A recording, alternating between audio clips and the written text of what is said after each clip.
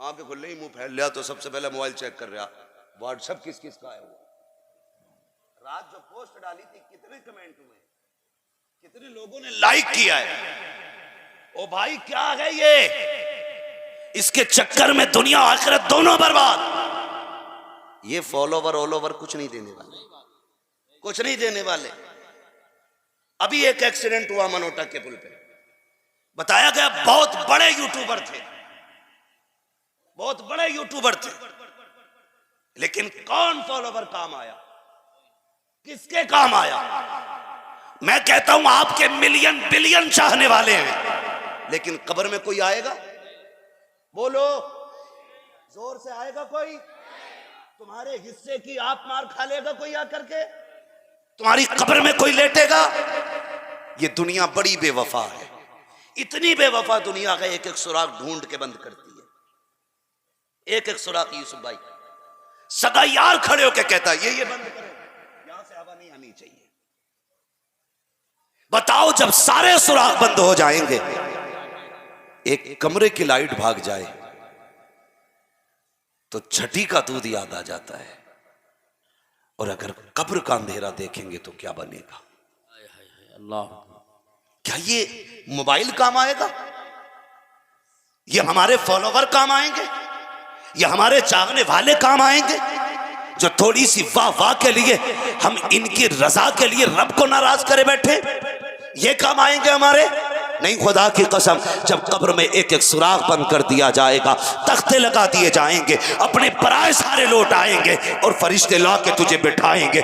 कब्र में अंधेरा होगा, इतना अंधेरा होगा कि तुझे कफन की सफेदी दिखाई नहीं देगी, तेरे एक हाथ को दूसरा हाथ नजर नहीं आएगा। इतने अंधेरे में जब कोई यारो मददगार नहीं होगा, खुदा की कसम उस अंधेरे को रोशनी में बदलने के लिए अगर कोई आएगा तो वो ज़हरा का बाबा होगा, हुसैन का नाना। नारे तकबीर, नारे रिसालत, नारे गौसियत, मसलके आला हजरत मुफ्ती हम्माद रज़ा साहिब क़िबला। सुभान। इसलिए अपने रिश्ते हुजूर से मजबूत करें।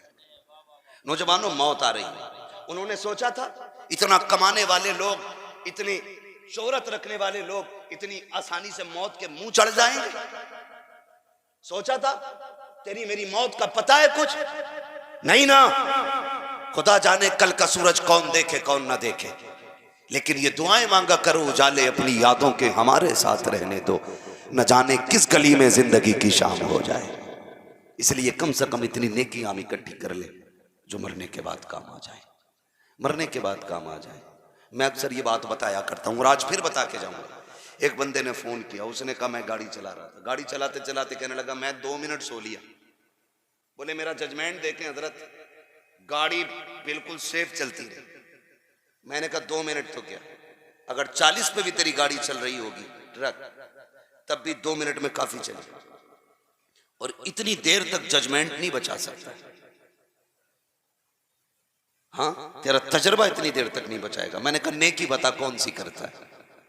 उसने कहा कुछ नहीं, हर महीने महीने जब घर जाता हूं तो अपनी कमाई का कुछ पैसा मदरसे के बच्चों पर खर्च करता हूं।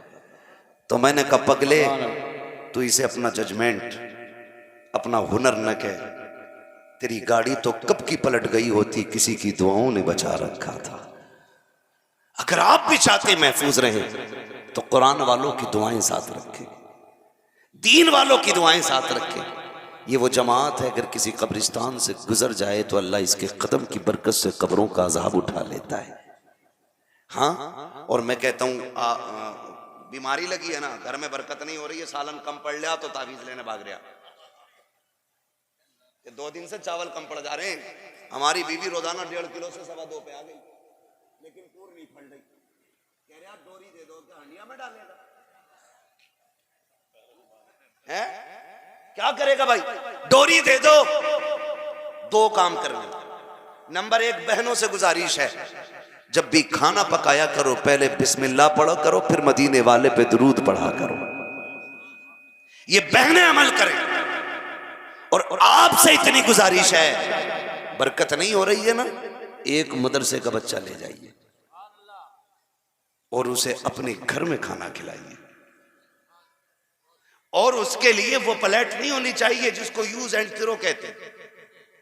तेरे घर का जो सबसे कीमती बर्तन हो उसमें खाना दे। और उस कुरान वाले से कह तुझे चम्मच से नहीं खाना है, उंगलियां डुबो डुबो के खाना है। जैसी उसकी उंगलियां तेरे घर के सालन के अंदर आएंगी, अल्लाह उसके हाथ के जरिए तेरे रिस्क में बरकत अता फरमा देगा। ये सबसे बड़ा वजीफा है तेरे घर में बरकत के लिए। इसलिए अपने घर के अंदर कुरान वालों के खानों का हिस्सा रखें। आप कहें कि हमारे यहां है ही नहीं, या मदरसे में खाते हैं या घर पे खाते हैं, तो आप कोशिश ये करें कि आप उसके हिस्से का पैसा मदरसे पहुंचा दिया करें, मदरसे पहुंचा दिया करें। अगर 1000 रुपए महीना एक बच्चे का जोड़े तो एक बंदा 1 साल का खर्चा उठाए तो 12,000 रुपए महीना बनता है। कितना? और इतना कोई भी बंदा आखिरत के लिए दे सकता है। कयामत में 10 अरब रुपए भी काम नहीं आएगा, आज 2 रुपए में काम बन जाएगा। हालात बरेली वालों ने क्या कहा है, वो तो निहायत सस्ता सौदा बेच रहे हैं जन्नत का, हम मुफलिस क्या मोल चुकाएं अपना हाथ ही खा लिए। आज जन्नत फ्री बट रही है तो खरीद लो, कल ये किसी कीमत नहीं मिलनी है, कल ये किसी कीमत नहीं मिलनी है। इसलिए आप खिदमत करें कुरान वालों की। एक बंदा 12,000 का खर्चा उठाए, खुदा की कसम कुरान घर घर पहुंच जाएगा, घर घर। मुझे बात याद आ गई तो बता दूं, कितनी बड़ी बरकत है कुरान वालों को खिलाने पिलाने में। एक शख्स अपने बेटे को लेकर मदरसा आया, उस्ताद से कहने लगा हज़रत मेरे बच्चे का दाखिला लें। उस्ताद कहने लगे मदरसे में जितने बच्चे हमें रखने वो हमारा टारगेट फुल है, कोटा फुल हो गया, अब हम एक भी बच्चा आगे नहीं ले सकते। कहने लगे एक बच्चे की गुंजाइश कर लें। कहा कि गुंजाइश है ही नहीं। जब इसरार किया तो उस्ताद ने कहा कि बच्चे के खाने का इंतजाम नहीं हो पाएगा, लेकिन कुरान से प्यार करने वाले लोग कैसे थे। कहने लगे हजरत दस्तरखान पे ना सही, जब पढ़ने वाले खा के उठ जाया करे तो जो दस्तरखान से इकट्ठा किया हुआ खाना हो ना, वो मेरे बच्चे को खिला दिया करना। मैं इस पे भी राजी हूं कि गिरा हुआ खाना मेरे बच्चे को खिला दिया जाए। जब जज्बा सच्चा था रब ने इंतजाम किया। एक दिन गुजरे थे, खातून आ गई, बूढ़ी खातून लाठी टेक के आई, आके कहने लगी मौलवी साहब घर में कोई नहीं है, न बेटा है न शोहर है न कोई है, अकेली रहती हूं, एक कुरान वाला मुझे दे दे ताकि वो मेरे साथ खाया करे, मैं उसके साथ खा लिया करूं। उस्ताद को जैसी सुना इतनी बस खुश हो गए, फरमाया जाओ ये बच्चा लेके चली जाओ। वो बूढ़ी उस बच्चे को घर दिखाने लाई, बेटे रोज यहां आना है, मैं बूढ़ी हूं कमजोर हूं, खाना नहीं ला सकती हूं तेरे लिए, मेरे लाल इतनी दुश्वारी उठाना, तू मेरे घर आना खाने के लिए। याद रखना बेटे देर ना करना, पहली रोटी तू खाएगा बाकी बाद की रोटी हम खाएंगे। ये माँ ने जब बच्चे से इतना कहा, बच्चे ने इतना सुना, अल्लाह अकबर, बच्चा जाने लगा खाने के लिए। जब खाने के लिए आना जाना बच्चे ने शुरू कर दिया, वक्त गुजरता गया, आता जाता रहा। उसूल यही था, बच्चा नहीं खिलाती थी, पहली रोटी कुरान वाले को खिलाती थी। वो दिन भी आया, रब ने इस बच्चे को हाफिज कुरान बनाया, हाफिज कुरान बनाया। और जब सूरे नास मुकम्मल हो रही थी, पूरा परिवार बैठा हुआ था, पूरा परिवार बैठा हुआ था, हार लिए बैठे थे, मुबारकबादी के लिए बैठे हुए थे। सारे लोग मुंतजिर थे, जैसी सूरे नास मुकम्मल होगी हम आगे बढ़ के गले में हार डालेंगे। कोई चाहता था सीने से लगाएंगे, जैसे हिफ्ज मुकम्मल हुआ है सबसे पहले बाप उठा सीने से लगाने के लिए। बच्चे ने इशारा कर दिया, अब्बा ठहर जा, अभी किसी और को मुबारकबाद देनी है। सबको रोका, बच्चे ने दौड़ लगाई। उस्ताद ने कहा किधर जा रहा है, पूरा परिवार तेरा इधर है। बच्चे ने कहा था मुबारकबाद का पहला हक उसका है जो आज तक मुझे पहली रोटी बना के खिलाती रही है। दौड़ लगा दी है, दौड़ के जाता है तो क्या देखता है, जिस दरवाजे पे रोज खाना खाने आता था आज उस दरवाजे पे लोगों की भीड़ लगी हुई है। कहा क्या हो गया, खैर तो है। किसी ने कहा आज सुबह इस खातून का इंतकाल हो गया है। बच्चे की चीख निकल जाती है, रोता हुआ वापस आया। उस्ताद ने कहा बेटे क्या हुआ, हंसते हुए गए थे, रोते हुए क्यों आए हो। कहा उस्ताद जी जिसके हाथ की रोटी खा करके हाफिज कुरान बना था। आज मैं पहली मुस्कान उसके चेहरे पे देखना चाहता था, लेकिन मशीयत को कुछ और ही मंजूर था। आज उसका इंतकाल हो गया है। रोते रोते बच्चा बैठ गया। अगले दिन का जब सूरज निकला, गलियों में बातें हो रही थी। कोई कहता था मैंने इसे जन्नत में देखा है, कोई कहता था मैंने देखा है। तीसरा निकल के आया, कहा मैंने जन्नत की वजह पूछी। उसने मैंने कहा खातून बता तो सही तुझे जन्नत कैसे मिल गई? तो खातून ने कहा था कि मैं जो पहली रोटी कुरान वाले को खिलाती थी, रब की बारगाह में पहुंची, अल्लाह ने फरमाया क्या लेके आई है? कोई अमल मेरे पास नहीं था। उसने कहा जा, मैंने कुरान वाले के सदके में तेरे गुनाहों को माफ फरमा दिया। इसलिए अल्लाह तौफीक देना तो कुरान वालों की खिदमत करें, इन्हें खाना खिलाएं, इनका ख्याल करें। और कभी कहीं खड़ा मिल जाए ना कोई कुरान वाला और तेरे बच्चे दुकान से चीज लेते हों, अल्लाह तौफीक दे तो जेब में हाथ डाल के 10-5 रुपए कुरान वालों पे भी खर्च करना, कुरान वालों पे भी खर्च करना। ये मेरी और आपकी जिम्मेदारी है। जब इन बच्चों से इतना प्यार करेंगे, खुदा की कसम ये जिंदगी में भी काम आएंगे, मरने के बाद भी काम आएंगे। करेंगे इंशाअल्लाह ऐसा। अल्लाह इन कमेटी वालों को सलामत रखे और इस बस्ती वालों को सलामत रखे जिन्होंने कुरान से भी प्यार किया है और कुरान वालों से भी प्यार किया है। अब तक तो ये उनसे बातें थी जो कुरान को सुनने और समझने आए हैं। अब मैं 2 बातें उनसे भी कर जाऊं जो कुरान सीने में लेके बैठे। ये 3 हाफिज कुरान है, इनके अलावा भी महफिल में हाफिज कुरान होंगे। मेरी आपसे इतनी सी गुजारिश है, आप हाफिज कुरान बने। मुझे नहीं लगता कि जिस बाप ने खुद मजदूरी करके बेटों को पढ़ाया, खुद बोझ उठा करके बेटे को आलिम बनाया, एक बाप का वो कलेजा होता है जो बेटे को उठता हुआ देख के और चौड़ा हो जाता है। वरना हर कोई हर किसी की तरक्की से जल तो सकता है, लेकिन बाप के बराबर किसी का कलेजा ठंडा नहीं हो सकता, नहीं हो सकता यार। मैं मिसाल के तौर पे कहूं, कारी यूसुफ साहब बैठे, जब जलसे करके घर पलटते होगे ना, तो खुदा की कसम किसी का बेटा सोना चांदी लेके घर पलटे, बाप इतना राजी नहीं होता होगा जितना बेटे को रात की तन्हाई में दीन की खिदमत करके आते देख के बाप राजी होता होगा। ये हर बाप की कहानी है, लेकिन मैं इतना जानता हूं जो बाप मजदूरी करके बेटों को पढ़ाता है, पूरी जिंदगी उसे इतना मौका नहीं मिल पाता कि वो अपने बेटों से पूरा कुरान सुन सके। गलत नहीं कह रहा, बाप को पूरी जिंदगी इतना मौका नहीं मिल सकता, क्योंकि जब तुम पढ़ रहे थे तो मजदूरी करके तुम्हें पढ़ा रहा था।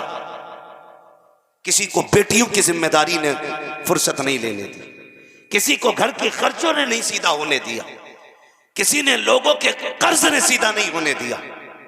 मैं हाफिजों से गुजारिश करूंगा, तुम हाफिज बने हो, इतना ख्याल करना, अगर तुम्हारी जिंदगी में बाप कब्रिस्तान चला जाए तो जब लोग मिट्टी दे के लौट आए, तुम्हें लौट के नहीं आना है, तुम्हें लौट के नहीं आना है। तुम्हें कुरान इसलिए नहीं पढ़ाया गया कि तुम उन्हें 10-20 रुपए कमा के दो, इसलिए नहीं पढ़ाया गया कि तुम उनको कमा के उनका पेट भरो, इसलिए तुम्हें कुरान पढ़ाया गया है ताकि जब दुनिया साथ छोड़ जाए तो तुम अपने बाप का साथ दो।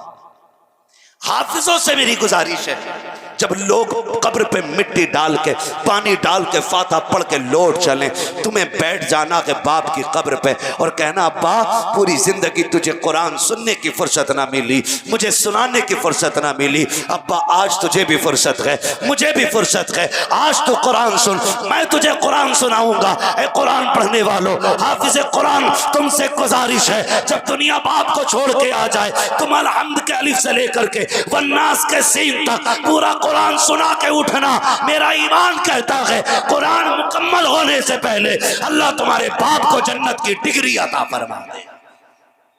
यह जिम्मेदारी हाफिजों की, इसलिए कि बाप तो अपनी जिम्मेदारी पूरी कर चुका मजदूरी करके, बाप अपनी जिम्मेदारी पूरी कर चुका तुम्हें हाफिज कुरान बना के, बाप अपनी जिम्मेदारी पूरी कर चुका मजदूरियां करने के बाद। अब हमारी जिम्मेदारी है, उसने हमें कुरान दिलाया है, हमारी जिम्मेदारी है अपने माँ बाप को हम जन्नत दिलाएं।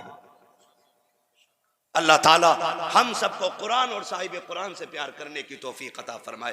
कारी वसीम साहब ने मेहनत की है, एक उस्ताद की मेहनत को आप समझे, यूं ही इन्होंने सुबह को उठ करके ठंडा पानी पिला करके हाफिज कुरान नहीं बनाया।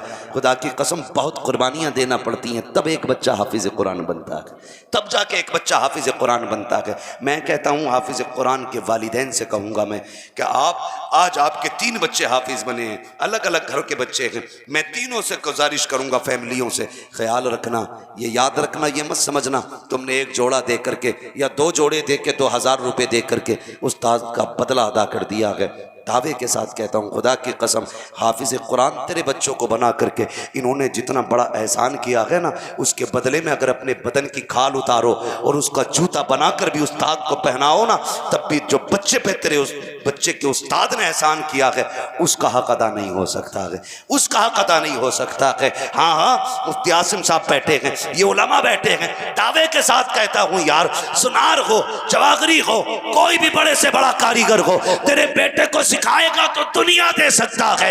ये कुरान वाले जब तेरे बेटे को सिखाते हैं तो दुनिया नहीं बल्कि जन्नत का सर्टिफिकेट दे दिया और जन्नत का टिकट किसी भी सुभान अल्लाह सुभान अल्लाह माशा। इसलिए आपसे गुजारिश है, कुरान से भी प्यार करें, कुरान वालों से भी प्यार करें। मैं फिर मुबारकबाद पेश करता हूँ बस्ती वालों को, कमेटी वालों को, तमाम ही अहले इस्लाम को जिन्होंने कुरान से प्यार किया, मोहब्बत कर रहे हैं। अल्लाह करीम सबके घरों में बरकतें अता फरमाए और हमें और आपको कुरान और साहिब कुरान की इज़्ज़त करने की तौफीक अता फरमाए। हमें अपने बच्चों को कुरान का कारी बनाने की तौफीक अता फरमाए। आखिरी बात और कह जाऊँ, 2 मिनट भाई, आखिरी बात मेरी सुन लें। घर के अंदर कुरान का कारी होगा, कितना बड़ा फ़ायदा है। हालात आप देखें, मर जाते हैं तो लोग सोचते हैं उसे बुलवा के पढ़ा लेंगे नमाज जनाजा, उसे बुलवा के पढ़ा लेंगे, फलां पढ़ा देगा। मेरे भाई एक बात बताओ, जो बाप की मैयत का दर्द बेटे के सीने में होगा वो किसी और के सीने में नहीं होगा। बेटे की मैयत का दर्द जो बाप के सीने में होगा वो किसी और के सीने में नहीं होगा। क्या ही अच्छा हो कि जनाजे पे तू लेटा हो, मुसल्ले पे तेरा बेटा खड़ा हो और वो तेरी कुर्बानियाँ याद करके आंख में आंसू भर के ला के कहे मालिक पूरी ज़िंदगी मेरे नाम कर गया है, मैं कुछ न दे सका, या अल्लाह मेरे बाप की मग़फ़िरत फरमा दे। आंखों में आंसू भर के जब वो बेटा अपने बाप के मुसल्ले पे खड़े होकर नमाज जनाजा पढ़ाएगा तो मोती समझ के शान करीबी ने चुन लिए। तेरी पलकों से आंसू बाद में गिरेंगे, वो इतना करीब है कि तेरे बाप की मग़फ़िरत आंसू गिरने से पहले फरमा देगा। इसलिए अपनी आखिरत का इंतजाम कर लें। लहद में इश्क़ रुख़ शह का दाग लेके चले, अंधेरी रात सुनी थी चराग लेके। भाई शजरे की भी फरमाइश हो रही है तो मैं बस शजरा पढ़ दे रहा हूँ। कारी साहब ये जिम्मेदार लोग हैं, थोड़ा सा ये भी समझें। मैं और ऐसे ही लोग मुझे बहुत अच्छे लगते हैं। कारी साहब ने मुझसे कहा था कि ज़रूरी नहीं है 2 बजे तक जलसा चले, बात हो जानी चाहिए और कौम तक पैगाम पहुंच जाना चाहिए। मुझे इसका पाबंद किया था कारी साहब ने। और आपको भी मैं बता दूं, ये तमाम तर कोई उस्ताद होंगे, कुछ इमाम होंगे, कोई दरसगाह संभालते होंगे, कोई मस्जिद संभालते होंगे, आपके जलसे के चक्कर में किसी की इमामत कुर्बान ना हो जाए, है ना। हमारी कौम इतनी अच्छी है, जलसे में ना आए तो उन्हें निकालो जलसे में नहीं आया था, जलसे में आके फजर में ना उठे तो निकालो मस्जिद में नहीं आया था। ओ भाई ऐसा करो, जलसे भी होते रहें और इमामतें भी चलती रहे, ठीक है ना। जलसे भी होते रहें और इमामत भी चलती रहे। बड़ा कामयाब आपका जलसा है। एक एक बंदा शुरू से लेकर के अब तक जैसा बैठा है वैसा बैठा हुआ है। और बैठे भी क्यों ना, जब महफिल में दिल लगने लग जाए तो समझ लेना मदीने वाले की तवज्जो महफिल की तरफ हो गई है, हाँ हुजूर की तवज्जो। इसलिए पूरा मजमा बैठा हुआ है। बस मुझसे फरमाइश की जा रही है हुजूर का शजरा पढ़ दूं। मैंने अभी तक आपसे हाथ पैर उठा के सुभान अल्लाह नहीं कहलवाया, बस अब कहूंगा कि जब मैं हाथ का इशारा करूं तब आपको क्या बोलना है, सच्चाई के साथ सारे बोले सुभान अल्लाह। जितनी जोर से आप सुभान अल्लाह कह रहे हैं, मेरे गांव के चनों में इससे ज्यादा शोर होता है। जी मुझे दे दियो, जी मुझे दे दियो, इससे ज्यादा शोर कर लेते हैं। ये तो महफिल है ना हुजूर की, मैं तो जोर से बोलने कह रहा हूं आपसे। जहां कहा जाता बोलो वहां तुम बोलते नहीं, जहां कहता चुप रहो तो वहां चुपते नहीं।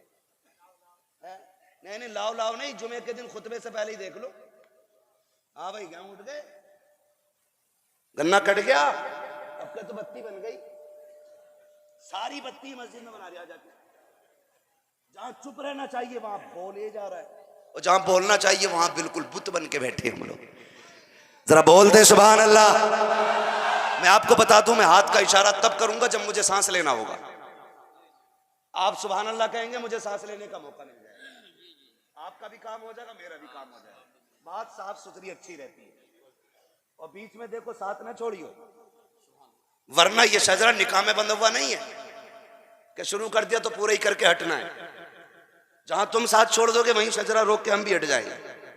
तैयार है तो बोले जरा ये सुभान अल्लाह। माशाअल्लाह पीछे वाले लोग भी तैयार है ना। ये हाथ क्यों नहीं उठा रहे लोग? देखो इनके अपने ही जेब में कि पड़ोस की जेब में? अपने ही है ना। फिर जरा बोले सुभान अल्लाह। अल्लाह सलामत रखे। ये सामने वाले लोग अगर ऐसा मुंह लेके बैठोगे भाई ना, आप जैसे लेके बैठे हो, तो तकरीर भूल जाएगा आदमी। ऐसा लग रहा है कुछ और उम्मीद लिए बैठे। डिस्प्ले अच्छी होती है तो चीज अच्छी लगती है, और डिस्प्ले ही खराब हो तो कुछ अच्छा लगेगा नहीं ना। तो थोड़ी डिस्प्ले अच्छी करें, ये फ्रंट अच्छा करें। जरा बोले सुभान अल्लाह। आदम के बेटे शीश, हाँ सुभान अल्लाह माशाअल्लाह। ऐसा नहीं होना चाहिए कि बीच में सांस टूट जाए। आदम के बेटे शीश, शीश के बेटे यानस, यानस के बेटे कैनान, कैनान के बेटे मैलाइल।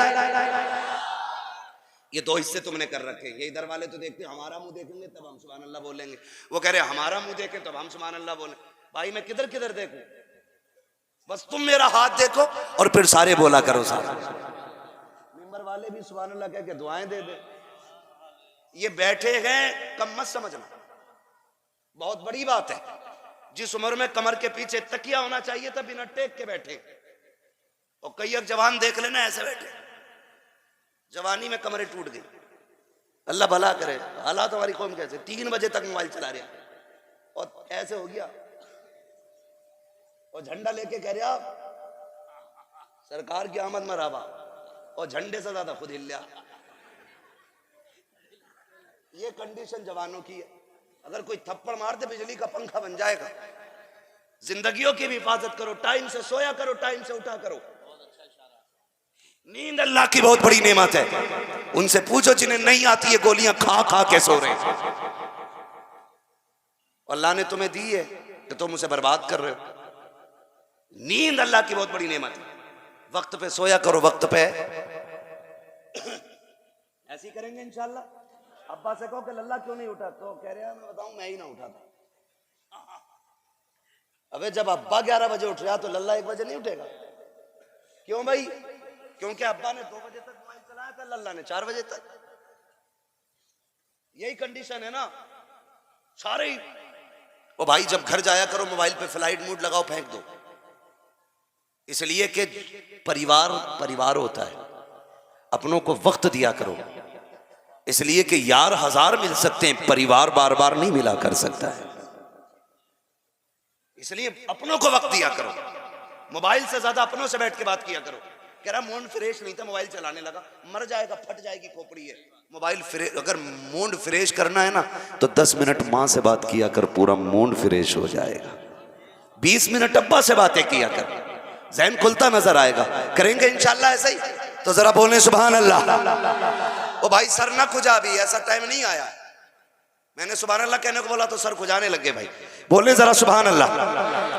आदम के बेटे शीश, शीश के बेटे यानस, यानस के बेटे कैनान, कैनान के बेटे मैलाइल, मैलाइल के बेटे ब्यारत, ब्यारत के बेटे इदरीस, इदरीस के बेटे मुतवशिक, मुतवशिक के बेटे लमकने के नाम, लमकने के नाम के बेटे नूह, नूह के बेटे शाम, शाम के बेटे जुलात, जुलात के बेटे शाले, शाले के बेटे आबिर, आबिर के बेटे दाता, दाता के बेटे रावा, रावा के बेटे सारू, सारू के बेटे नाखुर, नाखुर के बेटे तारिक, तारिक के बेटे इब्राहिम खलीलुल्लाह, इब्राहिम खलीलुल्लाह के बेटे इस्माइल ज़बीहुल्लाह, इस्माइल ज़बीहुल्लाह के बेटे केदार, केदार के बेटे वाम, वाम के बेटे अमल, अमल के बेटे साबित, साबित के बेटे सलमान, सलमान के बेटे रहीसा, रहीसा के बेटे इलियासा, इलियासा के बेटे औद के बेटे हव्वा, हव्वा के बेटे अदनान, अदनान के बेटे मोहित, मोहित के बेटे नदार, नदार के बेटे मदर, मदर के बेटे इलियास, इलियास के बेटे मदरिका, मदरिका के बेटे खदीमा, खदीमा के बेटे किनाना, किनाना के बेटे नदर, नदर के बेटे मालिक, मालिक के बेटे फार, फार के बेटे गालिब, गालिब के बेटे लुई, लुई के बेटे काब, काब के बेटे मुर्रा, मुर्रा के बेटे किलाब, किलाब के बेटे कुसई, कुसई के बेटे अब्द मनाफ, अब्द मनाफ के बेटे हाशिम गए, हाशिम के बेटे अब्दुल मुत्तलिब गए, अब्दुल मुत्तलिब के बेटे अब्दुल्लाह गए,